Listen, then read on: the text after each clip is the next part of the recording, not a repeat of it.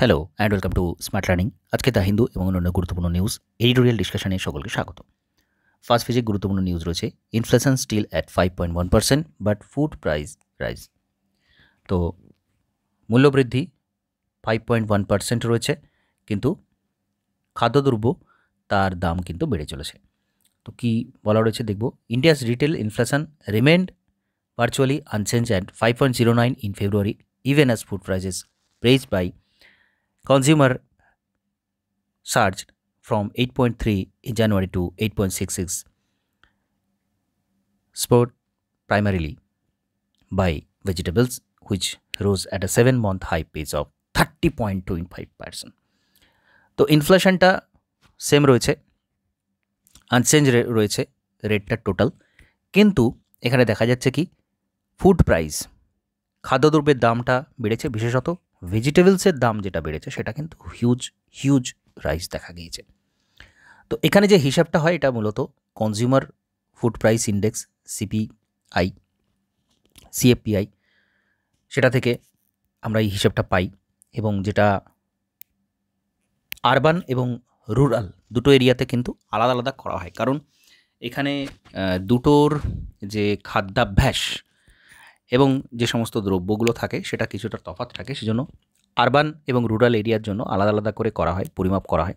তো এখানে দুটোরই হিসাব দেওয়া রয়েছে। এটা গুরুত্বপূর্ণ নয়, কিন্তু ইনফ্লেশন দীর্ঘদিন ধরেই একটা কিন্তু সমস্যার বিষয় হয়ে রয়েছে, এবং আরবিআই কী ধরনের পলিসি নেয় সেটা কিন্তু খুব গুরুত্বপূর্ণ।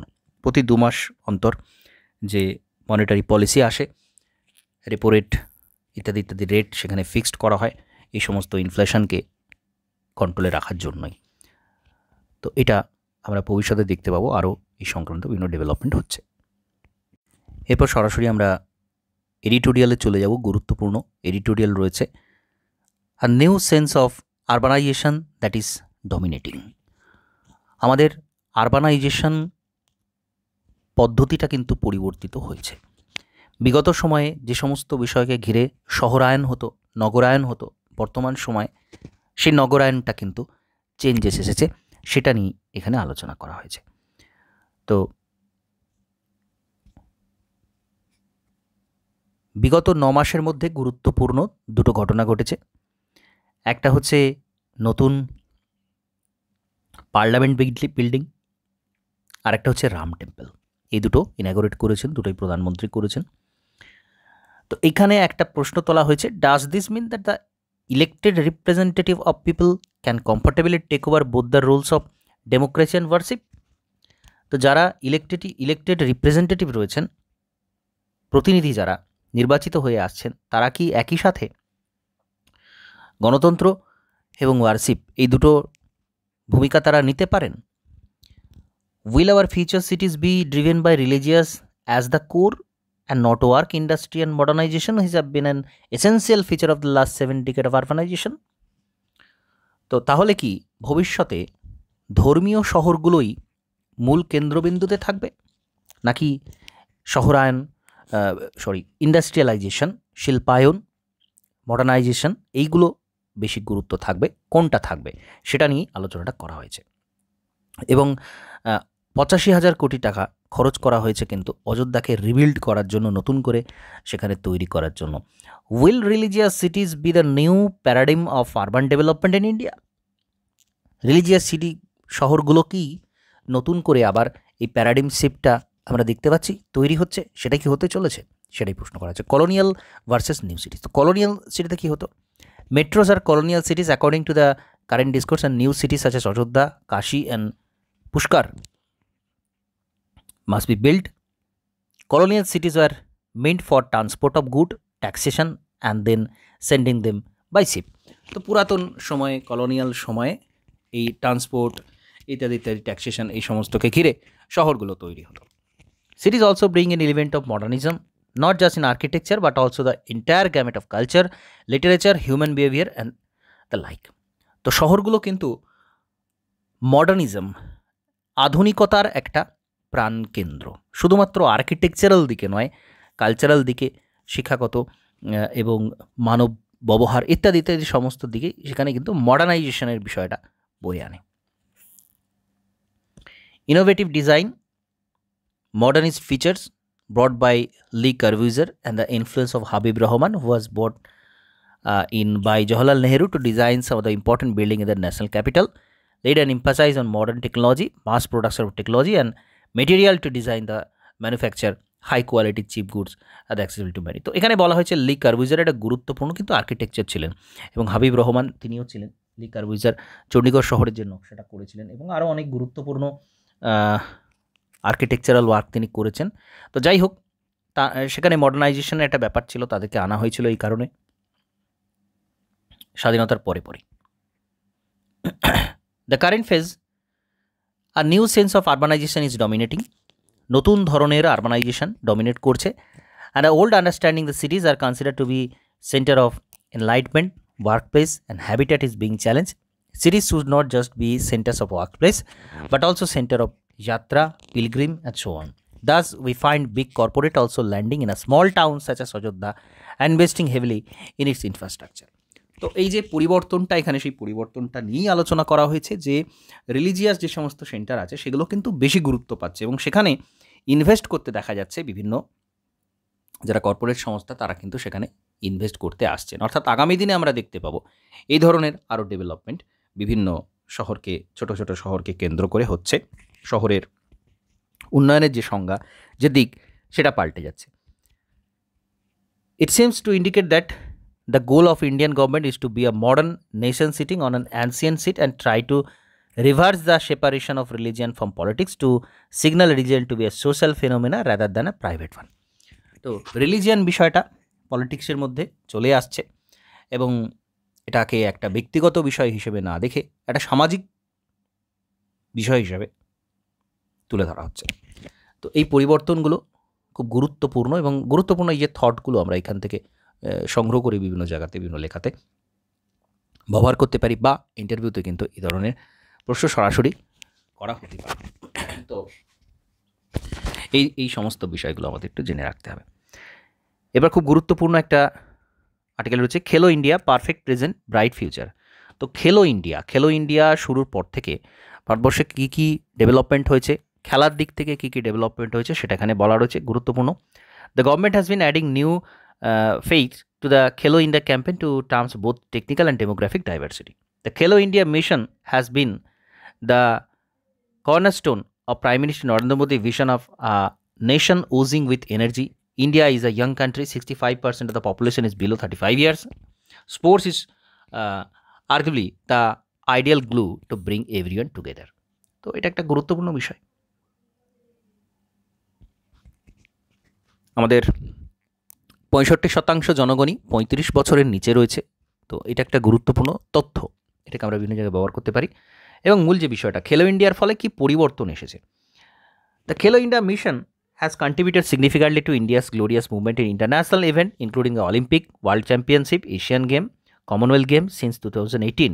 Both the participation of Khelo India Athletic and their returns from global event have shown an upward trajectory.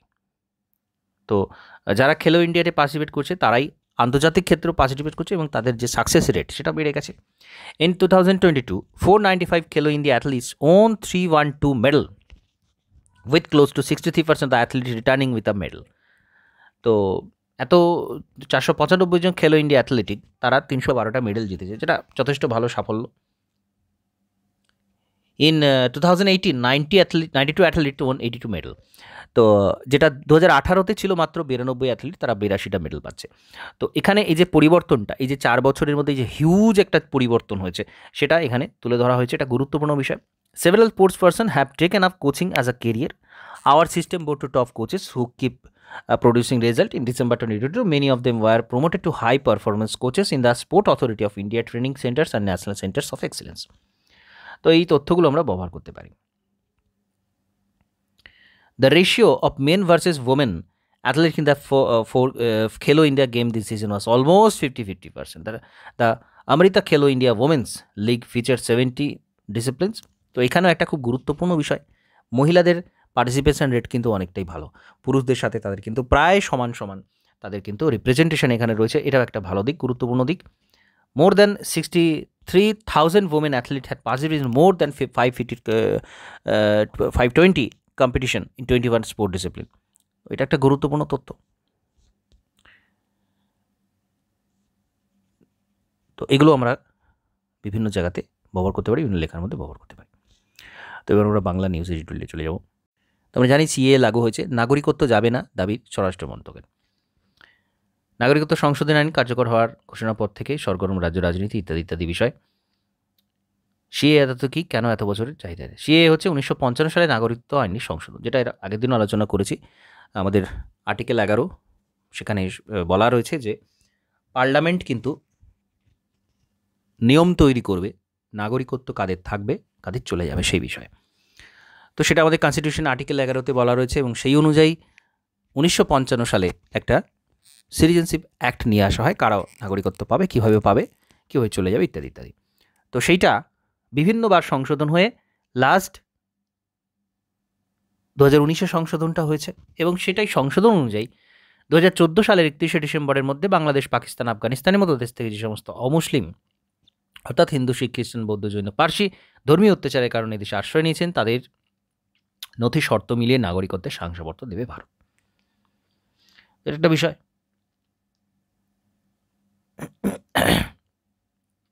CA দাবি তোলা মানুষদের দীর্ঘদিনের অভিযোগ, তাদের অনেকেই পরিণত বয়সে এই দেশে পালিয়ে আসতে বাধ্য হয়েছেন, ফলে এখানে বৈধ কাগজপত্র তৈরি করতে সমস্যার মুখে পড়তে হয়েছে। তো যাই হোক, এখন প্রশ্ন যেটা সবচেয়ে গুরুত্বপূর্ণ, ওই 3 দেশ থেকে আসা মুসলিমরা কি আশ্রয় পাবেন না? পুরনো নাগরিকত্ব আইন অনুযায়ী 1 বছর ভারতে রয়েছেন এবং গত 14 বছরে অন্তত 11 বছর এদেশে আছেন এমন যে কেউ তিনি নিজস্ব ধর্মের ধর্মাচরণের জন্য অত্যাচারিত মুসলিম হলে নাগরিকত্বের জন্য আবেদন করতে পারেন। সেই অনুযায়ী নিয়ম অনুযায়ী সিএ চালুর পরেও বহাল থাকছে। তো এটা একটা গুরুত্বপূর্ণ দিক। সাধারণভাবে 1 বছর ভারতে রয়েছেন এবং 14 বছরে, গত 14 বছরে অন্তত 11 বছর এদেশে থেকেছেন। That is most important point. এবং এই যে নিয়মটা ছিল সেটা কিন্তু সবার জন্যই সমান এখনও পর্যন্ত রয়েছে, কিন্তু মুসলিমরা সিএএ মারফত, অর্থাৎ যেখানে 11 বছর থেকে কমিয়ে 5 বছর করা হয়েছে, আর্জি জানাতে পারবেন না। তো এইখানে এই সিএতে এটা কিন্তু মাত্র 5 বছর, নতুন যে সিএ অ্যামেন্ডমেন্ট অ্যাক্ট যেটা সম্প্রতি চালু করা হয়েছে সেইখানে ডিউরেশনটা মাত্র 5 বছর। 5 বছর ধরে তারা যদি ভারতে থাকেন তাহলেই কি তাদেরকে নাগরিকত্ব দেবে এবং 2014 31শে ডিসেম্বরের আগে তাদেরকে আসতে হবে।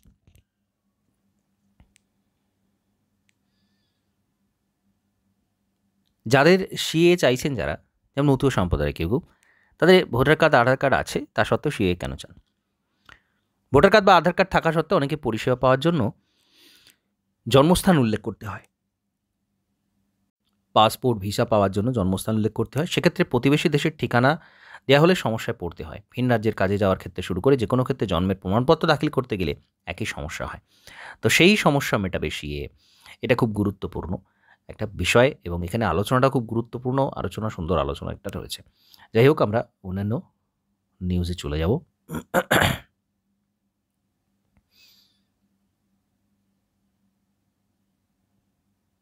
মালদ্বীপ থেকে সেনা প্রত্যাহার শুরু ভারতে। তো মালদ্বীপ থেকে সেনা প্রত্যাহার কারণ হচ্ছে 10ই মার্চ থেকে সেনা সরানো শুরু হওয়ার কথা ছিল, কিন্তু তার আগেই মালের সেনাঘাঁটি ছেড়ে নয়াদিল্লির উদ্দেশ্যে রওনা দিয়েছে দেশে নিযুক্ত ভারতীয় সেনার একটি দল।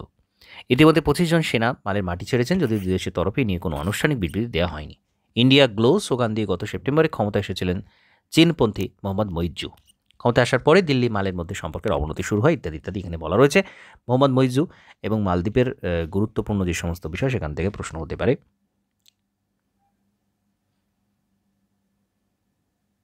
খুচরো মূল্যবৃদ্ধি স্থির, চিন্তা সেই খাদ্যপণ্যের দর। তো যেটা আমরা প্রথমে আলোচনা করলাম সেটাই এখানে সরাসরি বলা রয়েছে। শিল্প বৃদ্ধিতে দুশ্চিন্তা বহাল সরকারে। দেশে আর্থিক কর্মকাণ্ডের গতি ক্রমাগত বাড়ছে বলে অনেকদিন ধরে দাবি করে আসছে কেন্দ্র। আর্থিক বৃদ্ধি, জিএসটি সহ বিভিন্ন মাপকাঠিতে তার প্রতিফলনও দেখা যাচ্ছে, কিন্তু আজ সে সরকারি পরিসংখ্যানে স্পষ্ট শিল্পোৎপাদন এগোচ্ছে হোঁচট খেতে খেতে, যা মোদী সরকারের মাথা ব্যথার কারণ হতে পারে। পরিসংখ্যান পরিকল্পনা রূপায়ণ মন্ত্রক জানিয়েছে জানুয়ারিতে দেশে শিল্পবৃদ্ধির হার ছিল 3.8%। 2023 সালে জানুয়ারির 5.8%-এর তুলনায় বেশ কিছুটা কম। তাহলে শিল্প বৃদ্ধির হার কিন্তু কমেছে। শুধু তাই না, গত ডিসেম্বরে শিল্পোৎপাদন বৃদ্ধির হার 4.2% ভাসছিল মোদী সরকার। ইত্যাদি এখানে শিল্পোৎপাদন কিন্তু বাড়ছে না, এটা একটা মাথা ব্যথার বিষয়।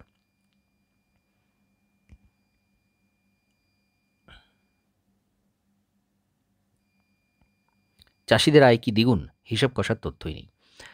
তো 2016 সালে এরকম বলা হয়েছিল যে আগামী 6 বছরের মধ্যে কৃষকদের আয় দ্বিগুণ করা হবে, সেরকম একটা লক্ষ্যমাত্রা নেওয়া রয়েছে। কিন্তু সেইটা 2018 সালের সেপ্টেম্বরে কমিটি রিপোর্ট দেয়, সুপারিশ মেনে কাজের অগ্রগতি নজরের জন্য আবার উচ্চ পর্যায়ে কমিটি গঠিত হয়। কিন্তু সেই কৃষকদের কি পরিস্থিতি তার জন্য সঠিক তথ্য কিন্তু এখনো পর্যন্ত এসে পৌঁছায়নি।